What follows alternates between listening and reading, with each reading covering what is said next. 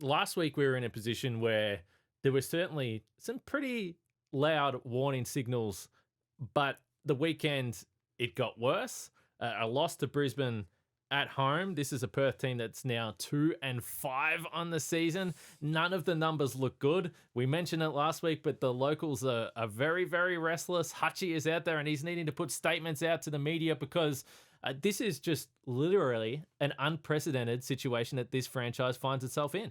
And that context is why this feels so explosive.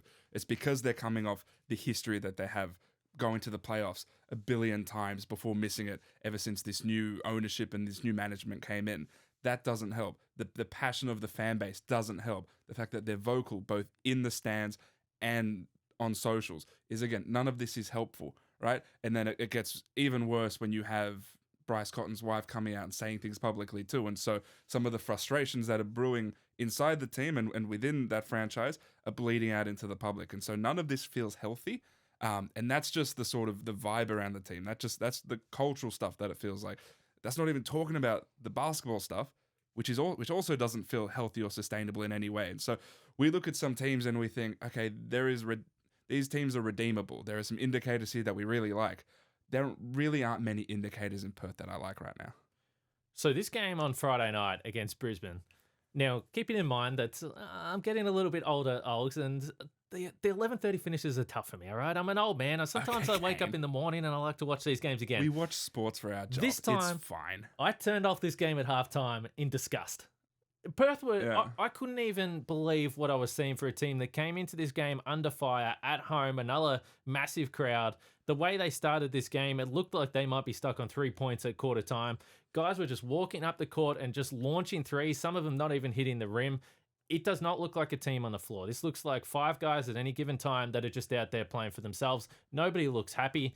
It's just a bizarre situation. And the context of that game is important too. Brisbane did not have Aaron Baines. They did not have Shannon Scott. And so here's a team missing. Both teams should have been desperate, and only one of them did. Brisbane was coming in having lost 4 in a row, right? And they didn't have their input point guard. They didn't have their marquee center, right? And so the Perth Wildcats, healthy, should have been the more desperate team at home, having lost 3 in a row. They needed that win, if anything, just to temper everything around that franchise. And I rewatched that game last night, and the Brisbane Bullets were first to every 50-50 ball. The Wildcats, as I've said all season, just cannot guard anybody, especially at the point of attack. And it wasn't until the end of the game when Ty Webster was benched and Jordan Usher was benched, and they went with a lineup of hungry guys out there, that they started to finally look like a functional basketball team. But the fact that I remember in the first quarter alone, it was Mitch Norton diving out of bounds for a loose ball, throwing it off a Wildcat Brisbane ball. Rocco Zakarski getting to the ball before Alex Sarr throws it off in Brisbane ball. These 50-50 stuff, that matters. This league is too tight to not win those sorts of battles. And so the Bullets went in with the necessary urgency. The Wildcats didn't for some reason. You can point to coaching, you can point to personnel, but this team just isn't clicking, and the chemistry is just really, really off right now. So where do you put it down to, though? Because if I go through, and you can describe exactly what you're doing there, Olgs, and say, this is what we're seeing. Yeah. And this is a team that still doesn't rebound and, as you said, doesn't defend. These were problems that were there last year. Yeah. But if you look at when they have their best 3 players, in theory, and I'll say their best 2 players, Bryce Cotton and Keanu Pinder at this point in time, I'll put Usher in there because he's an import, and he's supposed to be at that level.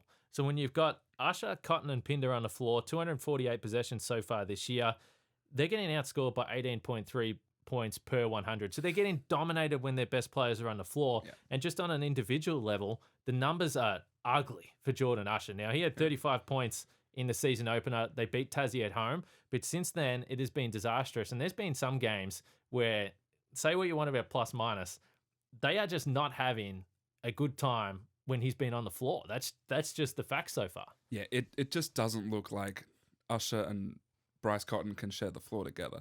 I know that there was an exchange between Jordan Usher and Bryce Cotton during that game that wasn't great, that you don't want to hear one teammate say to another. And so the chemistry isn't close to working there. And then you look at on the court, where Usher came in as the sort of admitted defensive player of the year frontrunner, right? He came in and said, I'm going to be the depoy, right? He's looking far from that. He's not very good at guarding the point of attack. He is gambling. He's reaching around guys. He's not an elite defender in any way. At least he hasn't shown it at any season, point. yeah. No. Yeah. And then having him on the floor with Bryce Cotton, who I know the last few games, other teams have been attacking him. They've been targeting Bryce Cotton because, one, they think that their guys can just get by him. And also, Bryce Cotton doesn't want to foul out. And so if it looks like you have a half a step on Bryce Cotton, he's going to let you go. And so when you can't guard the perimeter, then, guys are getting inside the paint. Keanu Pinder or Alex Sara, these guys have to come and help over. And then that's why they're not a good rebounding team as well, because everything's just out of whack. But the chemistry on the court is just not working. The best lineup, which was the lineup they used to finish that game against the Bullets. So I'm pretty sure Jordan Usher sat the last 17 minutes of that game. He didn't play the fourth quarter. Ty Webster played 4 minutes of that fourth quarter, then they benched him. Right, here is your import guard in Jordan Usher, and Ty Webster, someone you're paying like an import. And so Ty Webster's looking like he has maybe the worst value contract in the NBL right now, right? That's not a great place to be in if you're a team and your point guard is that sort of guy. They had those two off the floor.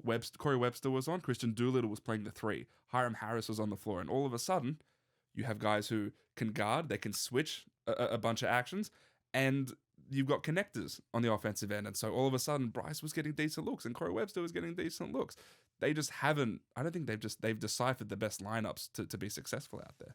And that's why you can say, well, you're just being protective of Bryce, who's been obviously a legend in this league over the last few years. But I'm just watching in the first half, and I'm seeing that there's no sharing the ball. No. There's no guys working for each other. No one wants to set a screen. Everyone just wants to get up their own shot and get down the other end, and let's just get this game over with. That's what it looked like against Brisbane. Yeah. So that's why it is hard. If people say, well, this is proof that Bryce Cotton's some sort of system player. No, but it would be nice if he had the team that were playing together to try and help their best player. Yeah. It hasn't been the case so far this year. When I looked back to last year and we discussed this offense was a juggernaut for this team. They could really, really score the ball. They had 11 players in total last year that played a minimum of 100 possessions. Last year, this is 11 players. The top 5 in terms of positive differential when they were on the floor, Luke Travers was number 1. Jesse Wagstaff was number 2. Tayshaun Thomas was number 3. Then there was Bryce Cotton at 4. And the 5th player was Mitch Norton. So 4 of those 5 guys aren't there. And the Luke Travers, I said this before, but I had people last year, they just couldn't believe he wasn't playing more. They couldn't believe that they couldn't find a way to get this guy more court time. And if you look what he's done at Melbourne, and we understand this is a veteran team, guys that are playing together, it's a different scenario. Maybe this isn't a totally fair comparison, but not being able to keep him, not just a local Australian, but a local guy. Yeah. And someone that should have been one of the best players in this team and will play defense and would be the best defender on this team by a comfortable margin. That is just a catastrophic loss for this team because he's playing 30 minutes a night at Melbourne United. That is a big number for a Dean Vickerman team. And he's just consistently, the offense still not quite there. He's not shooting the 3 well. And Dean Vickerman mentioned to us in the press conference the other day that he's still figuring out when to attack, when to score. He doesn't have that assertiveness as a scorer yet, but he's having a big-time season on a team that looks like a contender. And if you're a Wildcats fan, it has to hurt to see him doing this for Melbourne. Yeah. We'll talk more about Luke Travers in a bit as well. He's not having him is really indicative of so many of their problems. I also went back and watched a bit of the 2020 Grand Final series with Trevor Gleeson Wildcats teams. And the thing that we saw there that we're not seeing this time is the Wildcats get through the sort of like first part of their action.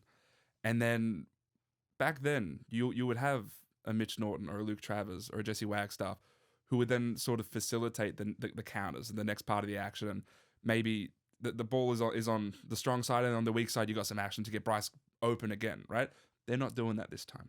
They get through the first part of their action, and then it's, all right, Jordan Usher has the ball, maybe playing 2 or 3 side, or maybe Corey Webster has it. It's just an on ball and a pull up, and they're just getting bad shots because they're not going to any of their counters. They're not like running a play. Once the ball hits the first side, it never gets to the second side again, and that's why we saw. And I think Liam Santamaria pointed this out on last week's overtime. A lot of Bryce Cotton's just standing in the corner because he gets through that first part of the action, is in the corner, and then he knows that they're just going to go do their thing on the other side of the floor. And so not having a Luke Travers is not helpful in that regard. The fact that paying a part of Mitch Norton's contract this season. When you think, what kind of player could they use? Maybe a Mitch Norton. Maybe someone who can just guard really solidly, get Bryce the ball, and get you into your offense. They just need a version of that player, and they decided to cut that guy, still pay him basically a portion of his contract because he was contracted to them this season, and then pay Ty Webster like an import point guard. It's just not the things that maximizes Bryce Cotton, who we know should be the best player in the NBL. Mitch Norton and Sam McDaniel were massive on Sunday against Tassie, playing the defense on those jack jumper guards that we know they've been scoring big time. So no doubt that's a little bit further salt in the wound when you see Mitch Norton out there having an impact in this game. I'm going to drink some coffee on Friday night, Olgs, and you're so brave. 8 p.m. An Perth 8 p.m. Adelaide. game? Perth Adelaide. You need a piccolo to stay awake for an 8 p.m. game, Kane. Will be locked in because this is it. If you don't have any response this week, then I don't know what you do. Like they have to be more desperate than an Adelaide team that all of a sudden is looking competitive. They've won 2 of their last 3 games since they've added DJ Vasiljevic. So this is a must-watch game for me now. Perth and Adelaide Friday night. I thought their game Saturday night. Yeah, I thought their game against Brisbane was a must-win game, and theoretically it was. Yeah. If an Adelaide team that is still putting itself together, they've added a new piece. If this isn't a must-win game at home as well, the vitriol in RSC Arena is off the charts right now. The reports of John Riley being booed in a members function, and booing John Riley and that team at during the first time out and at quarter time. It feels very unhealthy. And so for their sake, I hope that they find their way to an extent, but I just don't see any indicators that make me think that they'll get there.